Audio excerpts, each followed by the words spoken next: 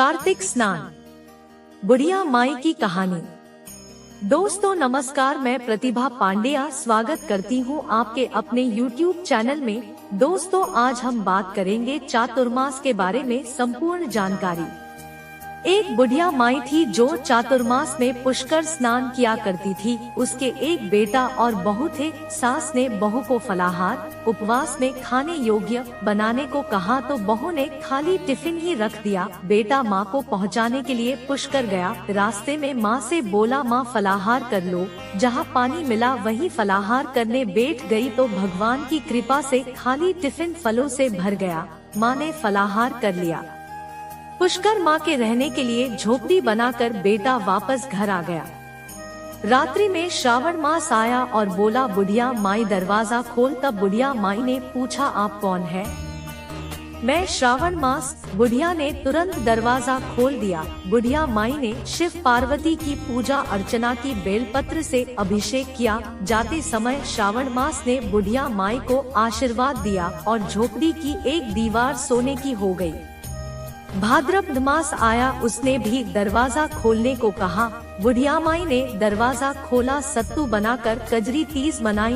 भाद्रपद मास ने बुढ़िया माई को आशीर्वाद दिया और झोपड़ी की दूसरी दीवार भी सोने की हो गई।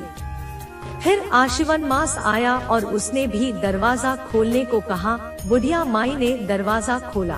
पितरों का तर्पण कर ब्राह्मण भोज कराकर श्राद्ध किया। नवरात्रि में माँ दुर्गा को अखंड ज्योति जलाकर प्रसन्न किया। सत्य की विजय दिवस के रूप में बुराई का अंत की खुशी में दशहरा मनाया। आश्विन मास ने जाते समय प्रसन्न होकर तीसरी दीवार भी बहुमूल्य रत्नों से जड़ित कर दी और बुढ़िया माई को सदैव प्रसन्न रहने का आशीर्वाद दिया। इन सब के बाद कार्तिक मास आया, उसने भी दरवाजा खोलने को कहा। बुढ़िया माई ने दरवाजा खोला। अति प्रसन्न मन से कार्तिक स्नान किया। दीपदान कर दिवाली, गोवर्धन पूजा, भैया दूज, गोपाष्टमी, आंवला नवमी मनाई। कार्तिक मास ने जाते समय आशीर्वाद दिया और झोपड़ी के स्थान पर महल बन गया। बुढ़िया माई गरीबों की सेवा कर भजन कीर्तन में अपना समय व्यतीत करने लगी। बेटा अपनी माँ को लेने आया तो माँ और झोपड़ी को पहचान न सका तो पड़ोसियों से पूछा। उन्होंने बताया तो बेटा माँ के चरणों में गिरकर बोला, माँ घर चलो। सारे सामान के साथ घर ले आया। सासू माँ के ठाठ देखकर बहू के मन में लालच आ गया और उसने अपनी माँ को भी पुष्कर छोड़कर आने को कहा तो उसका पति अपनी सास को भी पुष्कर छोड़ आया। परंतु बहू की माँ की धर्म कर्म में बिल्कुल रुचि नहीं थी। वह 4 समय भोजन करती और दिन भर सोती। 4 मास आए और चले गए। जाते समय झोपड़ी गिर गई और बहू की माँ गधी की योनि में चली गई। क्योंकि औरत लक्ष्मी का रूप है और लक्ष्मी की तरह चंचल होना चाहिए। भगवान की पूजा और अतिथि का सम्मान और दान पुण्य करना चाहिए। बहू ने कहा, अब माँ को ले आओ। जब जवाई सास को लेने गया तो कहीं न मिली।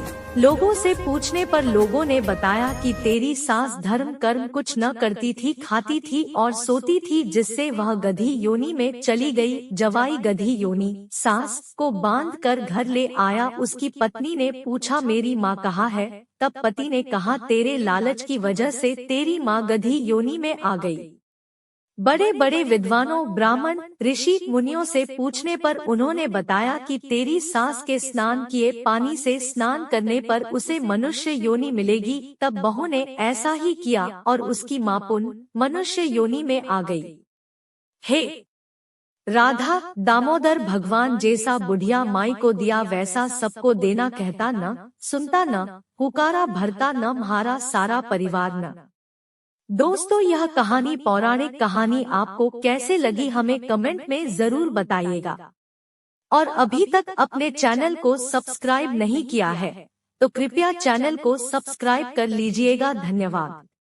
साभार।